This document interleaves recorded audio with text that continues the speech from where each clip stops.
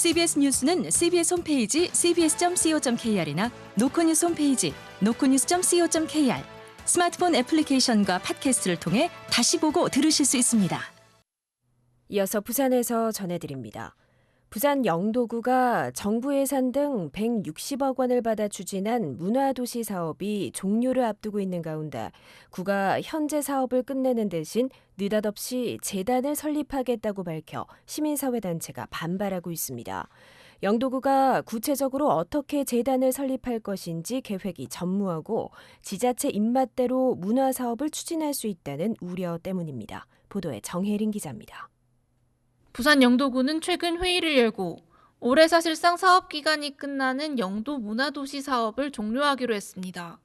영도구는 지난 2019년 문화체육관광부가 주관하는 제1차 법정문화도시로 선정돼 예산 160억 원을 들여 다양한 문화사업을 추진해왔습니다.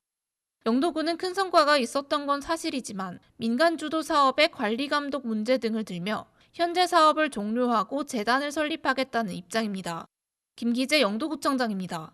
자체적으로 운영을 하다 보니까 실제 예산을 집행을 하는 과정도 잘 모르고 사각지대다. 재단을 설립해서 우리가 자체적으로 운영하고 우리가 관리를 하는 게 맞겠느냐.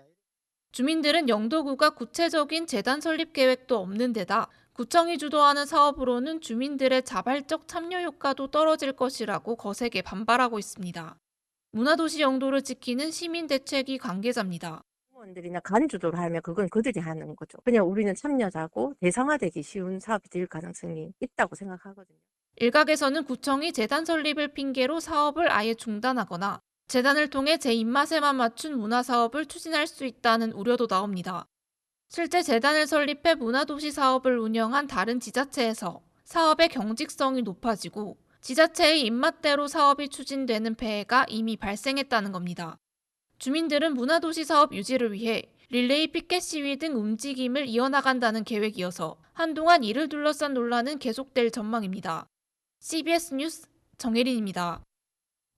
우리나라 바닷물 수온이 올라가 대중적인 주요 어종의 생산에 큰 차질이 빚어지고 있습니다. 고수온 현상이 지속하면서 수산물가 폭등이 현실화할 수 있다는 우려가 나옵니다. 김혜경 기자가 보도합니다.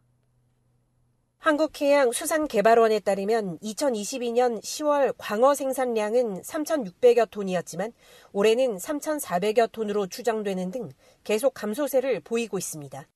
지난달에는 고수온으로 광어 치어가 폐사하면서 250g 미만의 광어 생산량이 지난해 같은 기간보다 35.6% 줄었습니다. 대표적인 국민횟감인 우럭도 대량 폐사해 이달 생산량이 1,000톤에 그치는 등 계속 줄어들고 있습니다. 다른 어패류 상황도 마찬가지입니다.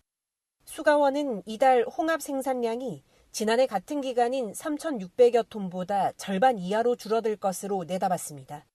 높은 수온으로 집단 폐사가 늘었기 때문입니다. 이번 달 굴 생산량은 750톤, 전복은 1,650톤으로 지난해 같은 기간보다 각각 7.2%, 4.5% 감소할 것으로 집계됐습니다.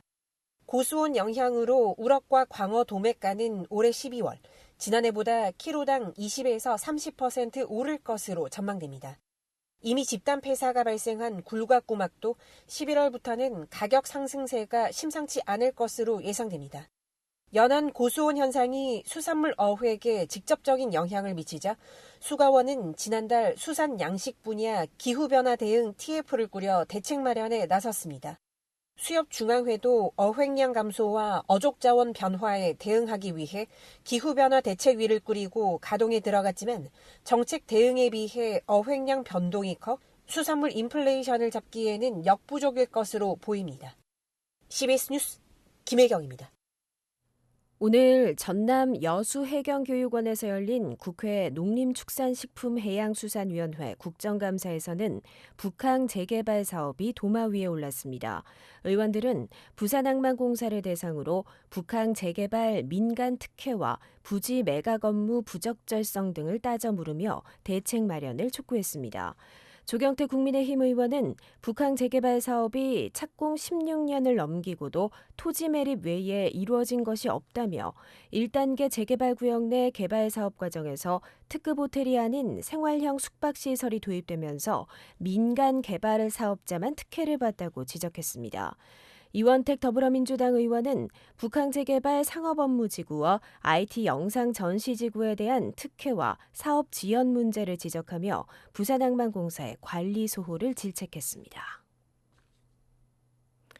부산, 인천, 여수, 광양, 울산항만공사의 부채가 6조 원을 넘어서 5년간 이자만 7,500억 원이 들어가는 등 부채율이 늘고 있어 재무 건전성을 높여야 한다는 지적이 나왔습니다.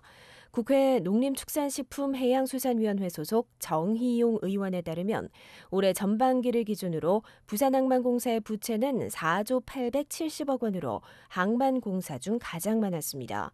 특히 부산항만공사의 부채 비율은 101.86%로 2019년인 56.02%와 비교해 무려 45.84%포인트 급증했습니다. 때문에 부채를 가속화하는 대규모 투자 사업에 대한 사업 관리와 투자 심화를 강화해 재무 구조를 개선해야 한다는 지적이 나옵니다.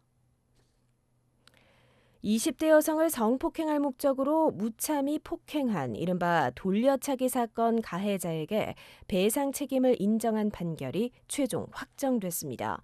부산지법 민사 3단독은 피해자가 가해자 이모 씨를 상대로 낸 손해배상 청구 소송에서 피해자에게 1억 원을 지급하라는 판결을 확정지었습니다.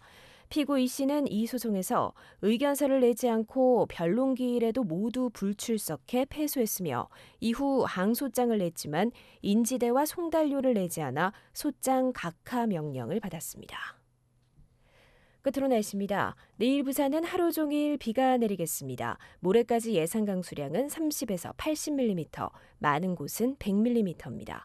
내일 아침 최저기온은 20도, 낮 최고기온은 23도로 오늘보다 아침 기온이 2, 3도가량 오르겠습니다. 부산의 현재 기온은 20.6도, 습도는 72%입니다.